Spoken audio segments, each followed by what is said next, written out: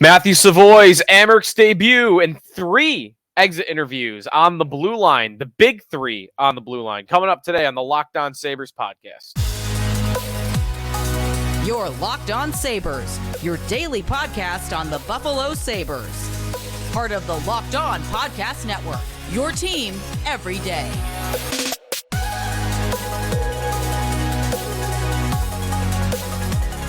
And welcome in to the Locked On Sabres podcast. Sneaky Joe DiBiase, of course, on today's show. As we are rolling in the offseason, we have a Kyle Okposo contract that we talked about on our last show that you can check out on our YouTube channel, Locked On Sabres. Be sure to check us out there. Thanks for making us your first listen every day. A lot to get to on today's show. Rasmus Dahlin, Owen Power, Matthias Samuelson, the big 3 on the Sabres blue line, looking back on their seasons, looking ahead, contracts, all of the above with the big 3 Sabre defensemen coming up. We've got all that to get to, but I do want to start today's show with the Amerks once again. Game 2 of the Rochester American season, Eastern Conference Finals series, I should say, against the Hershey Bears. Amerks taking game 1 by a 5-1 score, including an empty netter at the end. It was 4-1 before that. And now game 2 in Hershey will feature on MSG, by the way, so you can watch the game, will feature Matthew Savoie, the Sabres' first-round pick, top 10 pick in the 2022 NHL draft from the Winnipeg Ice, who lit up the juniors, the WHL playoffs. He's going to be in the lineup. We don't know what line yet, but the Amerks did announce that he'll be in the lineup in some capacity. So how many minutes he plays, we don't know, but I am super excited to watch this guy play. Of the 3 Sabre first-round picks from 2022, Savoy, Noah Ostlund, and Yuri Kulik, he is the one that I have been the most excited for. And even after Kulik's historic AHL season, Savoy is still the guy I am most excited for. And maybe it is because he reminds me a lot of Danny Briere. I've said that repeatedly about Savoy. And if you want confirmation on that, Chris Baker from Sabres Prospects, we talked to on WGR on Thursday morning, and we asked him about player comps for Savoy, and he went right to Danny Briere on that front. So Briere comparison, Savoy, smaller player, big shot, stick handling, moving all around the ice. I'm super excited for this guy. And of course, it's time to find out how ready he is, because Savoy, we got to figure out whether or not he's ready for the NHL next year, because it's juniors or the NHL. He cannot go to the AHL. He can go to Rochester now. He's being loaned there, and that's allowed because his junior season is over.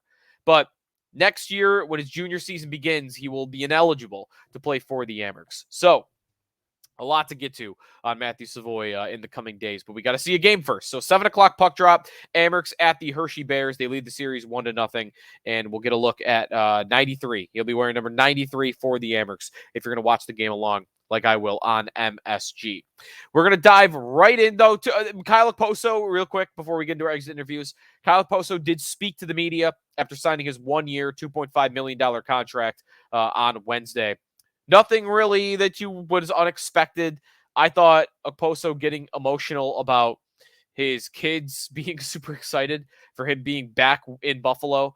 It really came off like this was it for Okposo, that he was either going to be back with the Sabres or he was retiring, that he's going to live in Buffalo. He's going to be a Buffalonian from here on out. And I think the Sabres offering him a contract is just him being able to extend his career. So good for him. And here's to hoping that the wheels don't completely fall off for him this season. As I talked about on yesterday's show, you can get a more in-depth look at that contract and Okposo on our last 2 shows, actually. Because 2 shows ago, we did our exit interview on Okposo and Zemgus Girgensons. So exit interview time, though. We're going to break down last season and look ahead, contract questions, all of the above with the big 3 Sabre defensemen. We need a nickname for these 3 because right now they are the pillars of the Sabres blue line, the foundation of the Sabres blue line. Rasmus Dahlin, Owen Power, and Matthias Samuelson. And we'll start with the star, the guy that had his biggest breakout season yet, and that is Rasmus Dahlin. Starting with Dahlin's season last year.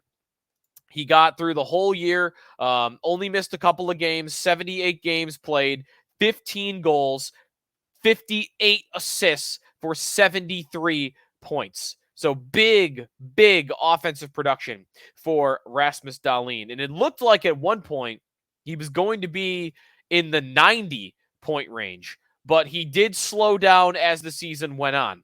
October, 12 points in 9 games. November, 14 points in 13 games. December, 12 points in 11 games. In January, 17 points in 15 games played.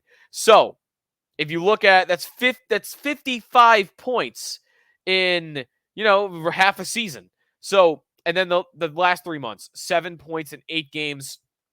He really struggled in the month of March. 4 points in 14 games, including a minus 16. I know I'm not a plus-minus guy, so I almost feel dirty throwing that out there. And then 7 points in 8 games right at the end. He picked it back up a little bit in April, but the Sabres' struggles in March, I mean, he was one of the guys that struggled most. Now, one thing that has to be said about Dahlin, we all pretty much know that he was dealing with some sort of injury in the final months of the season. And what that was, I don't know. It didn't really keep him out of games. He was definitely playing through something, though. I think in the first half of the year, Dahlin, from October to January, like the end of January, Dahlin was the best defenseman in the National Hockey League. I think he was the number 1 defenseman in the National Hockey League. I mean, he had 5 goals his first 5 games, right? Like, he set an NHL record on that front. Best defenseman in hockey. I think he was on his way to being right there neck and neck with Erik Karlsson for the Norris Trophy. But the fact that he tapered off a little bit at the end, I think really took away from his candidacy. I went through the points, by the way. From October 1st to January 31st, he had 14 goals. From February 1st to the end of April, he only had 1 goal. So the goal scoring also really came way down for Rasmus Dahlin. But this was the big step that everybody had been waiting for. If you go year by year with Dahlin, rookie year was pretty good, right? Like about as good as you could expect. And then year 2, this is not as good as I thought. And that was with Kruger, but it was, still only 19. We're not that worried. Year 3 is when I think people started getting worried. We even built on the show here a Rasmus Dahlin fear bunker because we were really worried about what Dahlin was going to be. Insert Don Granato. And, of course, like many players on that team, Ralph Kruger was ruining Dahlin because he was keeping him pinned on the point, not allowing him to move off of that spot, get involved in the play offensively, puck off his stick in the neutral zone, just locked up, chained up on that blue line. And Granato freed him. Do whatever you want. Steve Kerr was Steph Curry like. You do you. And Dahlin started maneuvering all around the ice, carrying the puck in himself, creating chances himself. 53 points in 80 games last year. Okay, big step forward. But we still weren't at the point with Dahlin that we thought when he was drafted, which was top-level defenseman, Norris candidate type of guy, Norris trophy guy in the conversation to be the best defenseman in hockey. Year 5, it finally happened. This past season, 15 goals, 58 assists, 73 points in the Norris conversation all year long. In the conversation to be the best defenseman in hockey when he is completely healthy. I think when he is completely healthy, he's the second best defenseman in hockey. I think Cale Makar is the best defenseman in hockey. But I think Rasmus Dahlin right now is second. So really speaks to how far he's come and what Don Granato has been able to get out of this guy. But Rasmus Dahlin has earned every bit of the contract that he is about to get. And that is the next step with Rasmus Dahlin, who is entering the final year of his contract with the Buffalo Sabres. So, one more year, $6 million, this 3-year bridge year that they signed. Age 23. He will be 24 when he's up for a new deal. I don't think it gets to that point. My guess is, this could happen any minute. This could happen. Yesterday, we had breaking news on the show with Okposo. This could happen right now with Rasmus Dahlin. Check my watch. Any notifications? No. We're good. Dahlin, I think, is going to sign this summer. Just a guess, but my guess is that this extension will happen now at some point during this year.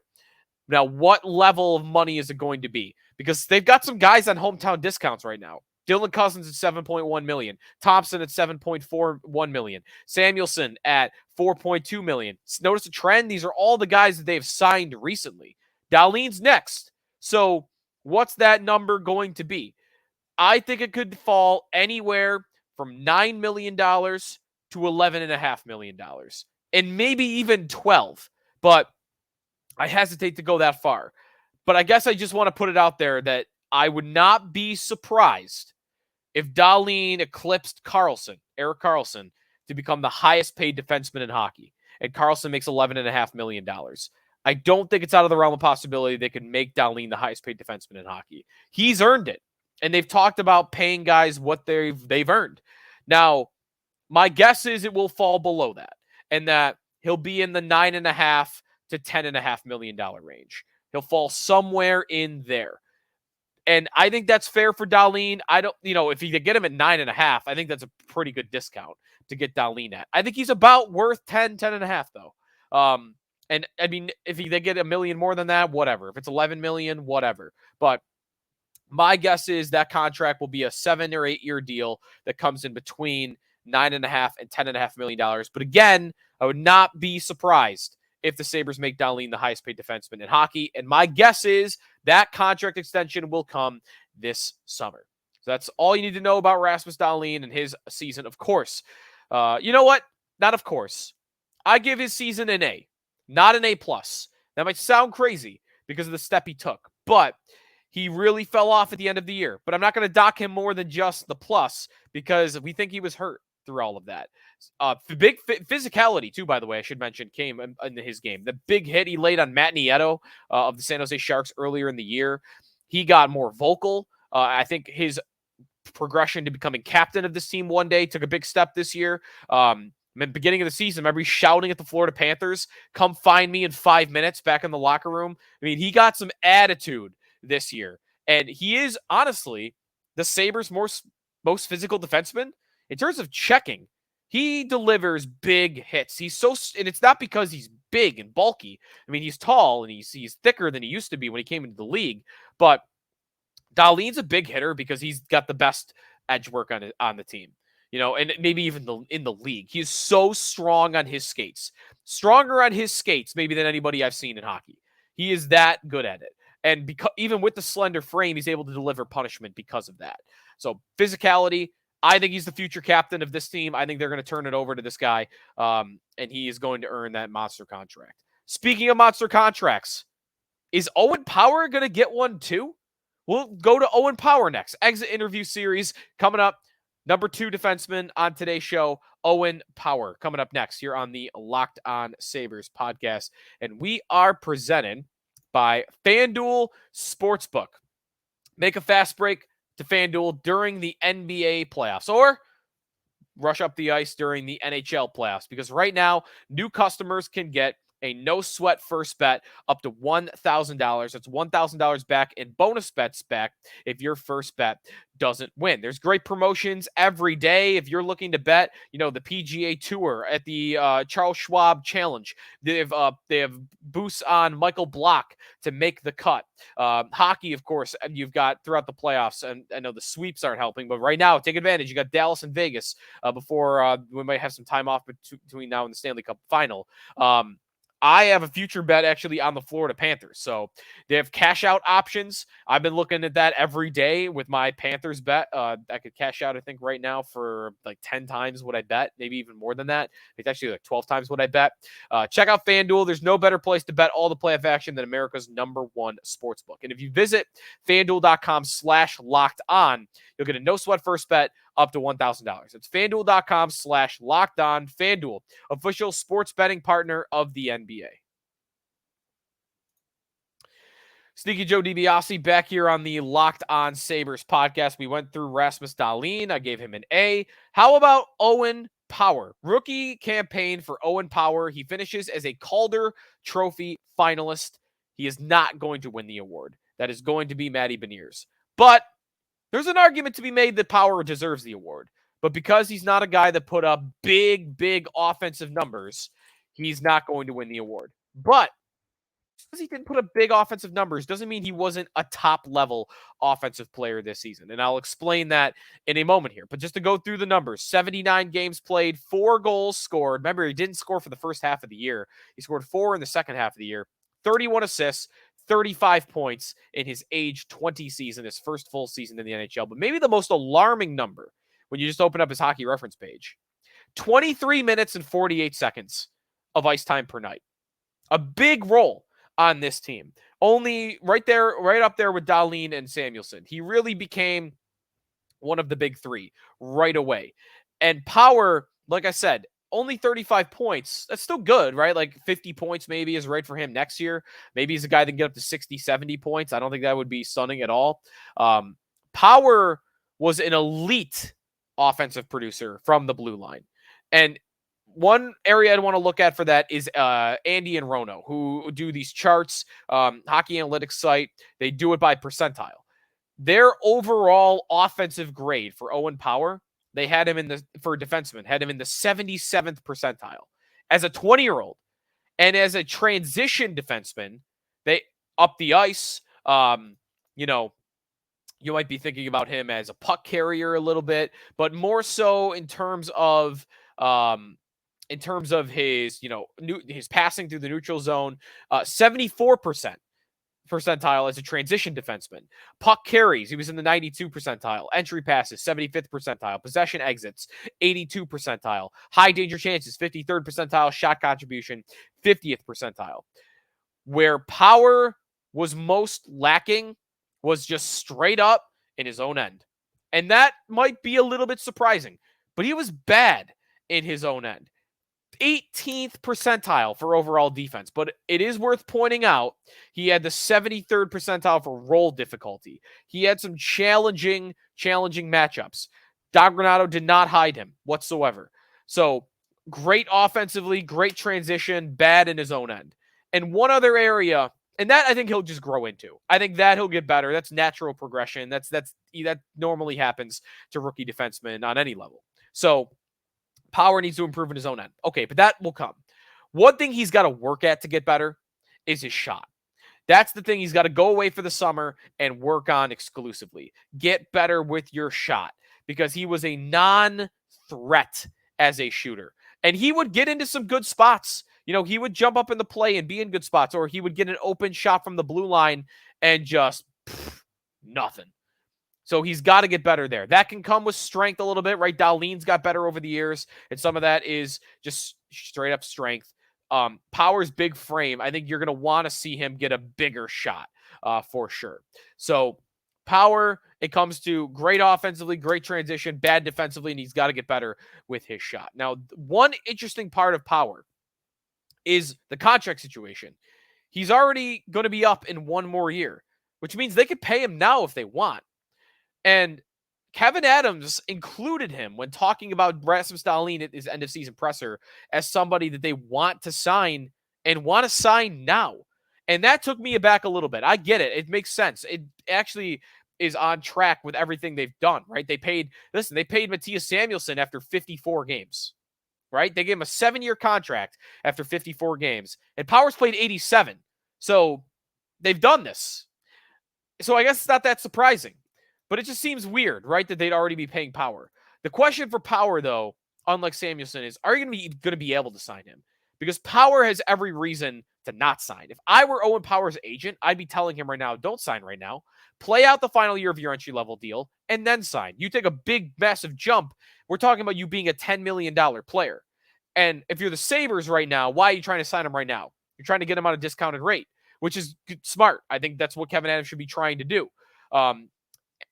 What's much tougher with Power, man, I almost got no idea what type of range they would get him on if they were able to get him to sign right now. Anywhere between 7 and 10, but no way he's eclipsing 10. I don't think right now. Maybe 8.5 feels like the right number for him. I think, though, what's smart for Power is to wait a year or sign a bridge deal. I might want to project nothing happens with him, and then he'll sign next year for a $10+ million contract a year. But that doesn't mean Adams isn't going to try. I bet Adams is going to try to get him locked up right now on a really team-friendly contract, which I think is his prerogative and is a good idea. But again, it's going to come down to whether or not the player wants to do that. All right, Owen Power, grade for the season. I would give him an A-. Very strong, but again, got to get better in his own end, and he's got to get better with his shot. So A- for Owen Power, who played, again, 24 minutes tonight, which is crazy. We'll come back and we'll go through Matthias Samuelson's season and what's ahead for number 23, a top pair defenseman for the Buffalo Sabres. That's up ahead here on the Locked On Sabres podcast, and we are presented by Bird Dogs. I love Bird Dogs. I'm a big golfer. I'm dressed to golf, right? Like if you can watch on the YouTube channel, I'm ready to go. I'm going right to the course today from here. And I'm going to be wearing my Bird Dogs. A little chilly today, right? A little windy in the low 60s. Head to birddogs.com/lockedonnhl. Check out everything they got. A great selection of golf joggers, but it's not just golf joggers. Sweatpants that are super comfortable, shorts that are super comfortable. They have a bunch of different styles for that. Polo shirts as well. They've got it all at Bird Dogs. And right now, if you go to birddogs.com/lockedonnhl and you enter the promo code LockedOnNHL, they're going to throw in a free custom Bird Dogs Yeti style tumbler with every order. Go to birddogs.com/lockedonnhl. Enter the promo code LockedOnNHL. They're going to throw in a free custom Bird Dogs Yeti cooler tumbler in every order. Again, birddogs.com/LockedOnNHL. Promo code LockedOnNHL. All right, welcome back to the Locked On Sabres podcast with Joe DiBiase. Our final segment on today's show. Rochester Americans talk next time. Matthew Savoie making his debut. Exit interview for Matthias Samuelson. Not as much to talk about with Matthias Samuelson as the other two. In part, he's already locked up. They've already got a contract. In fact, this is going to be the first year of it. So his contract takes his butt with the Sabres through 2030. 2030, $4.285714 million. Well, long number on that. 4.285714. That's the number on Matthias Samuelsson. A very team-friendly contract for a guy that is a top pair defenseman, a legitimate top pair defenseman in the NHL. And for all that Owen Power might lack at this point in his career for the Sabres, Samuelson's like the opposite. Samuelson's lacking in the offensive zone, and he is incredible in the defensive zone. The Sabres' best defenseman in his own end, in my opinion. Now, what's different about Power you could see getting a lot better in the defensive zone. I do not think Samuelsson's getting any better in the offensive zone. This is it. And you know what? That's fine. They don't need him to be. This is what he is. And he's going to be a player that's never going to be measured by the goals and the assists. He's never going to be a player that is measured by his ability to move the puck, although he is a good passer. He's about an average to above average transition defenseman, just not very good in the offensive zone. Samuelsson this past year, 2 goals, 8 assists, 10 points in 22 minutes and 11 seconds per night. A good penalty killer. Dahlin calls his stick the Viper because Samuelsson just throws it out there and he deflects it off guys' sticks. He's big, of course, at the 6'4" frame, 231, and he doesn't get pushed off pucks. He'll push you off the puck, but he's not going to be delivering bone-checking hits. But, of course, physical enough for his size. Not soft by any means. So, Samuelsson, I think, for as long as he's on the Sabres, is right up top with Rasmus Dahlin. Now, if anything, they need to clone Matthias Samuelsson. He really, I think, has showed what the modern-day defensive defenseman looks like. The perfect partner for Rasmus Dahlin. And honestly, Sabres got to clone him and get another guy like that for Owen Power. Maybe that's a Scott Mayfield type from the Islanders in free agency. I don't know. But they need another Samuelsson, especially a guy for Power that can play on the right side, as Samuelsson is a left shot guy. But for me, as long as Samuelsson's on the Sabres, this is what he is. He's super strong in his own end, weak in the offensive zone, pretty good in neutral ice. Will play with Rasmus Dahlin, is going to play 22-plus minutes a night. Rock solid. One last question, actually, I should say on Samuelsson that is worth talking about with him. He does have one concern that we don't know what the future holds for. Injuries. Back-to-back years now where he's missed a lot of games. This year, he missed 37 games. That's a lot. You can't have that many. And remember what the Sabres' records were without Samuelsson in the lineup. The Sabres were like one of the best teams in hockey without Samuelsson with Samuelsson in the lineup, and one of the worst with him. So with Samuelsson in, they were 28, 16, and 4 with a plus 19 goal differential. Without Samuelsson, 5-15-2 with a minus 31 goal differential. His impact is clear as day. And they can't have him missing games. They simply cannot have him missing games. Now, maybe they can do a better job with depth behind him in case he does. You can't miss 37 games if you're Matthias Samuelson. They can't afford it. So injuries, the big thing to watch for with him going forward. All right, that's going to do it for us today on the Locked On Sabres podcast. We'll keep rolling through the blue line. Henry Yoki, Haru, Ilya Labushkin, Riley Stillman, all up ahead on the Locked On Sabres podcast. But we'll spend a lot of time on Matthew Savoie, his Amerks debut, and what happens in Game 2 between Rochester and Hershey. That's coming up next on our Locked On Sabres podcast for you everydayers. Thanks, everybody, for listening. Reach out to the show on our YouTube channel or at Locked On Sabres on Twitter. And we'll talk to you next time here on Locked On Sabres.